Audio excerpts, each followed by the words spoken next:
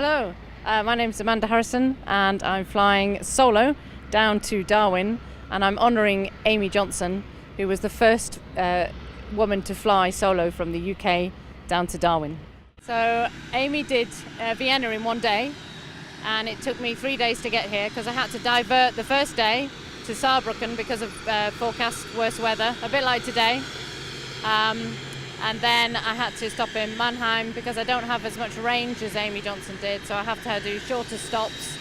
And then from here I'll be going on through most of the countries that Amy did, apart from Iran and Iraq and Syria. And then at Darwin I hope to have a big rest. That was through my father, so my father inspired me to fly, and then he built remote control models. And then when I flew a Tiger Moth for the first time, I saw this aeroplane and I fell in love with the look of it. And then when I took off, it's that open cockpit, it's that real feel of freedom, that real challenge of flying the aeroplane by just doing it yourself, no autopilot. And I don't know what it was, it's my addiction. If I was a mountaineer, it'd be climbing mountains. It's that same kind of thing. If I was a singer, I'd be singing. So I have 155 hours in total. That's what will take me down to Australia.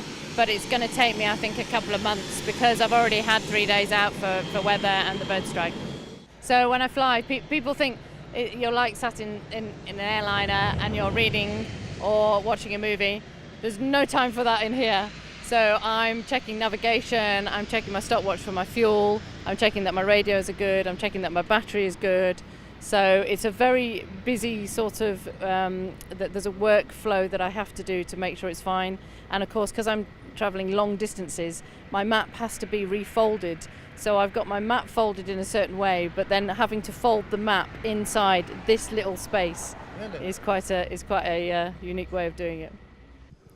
Hi, we're back at the terminal because basically it's fog. It was forecast to lift at 8 o'clock. It's now half an hour later and the fog is still out there. I can't fly in bad weather. This is what this adventure is all about. The weather is the dominating factor. So I'm going to wait around. Hopefully it's still forecast for it to lift.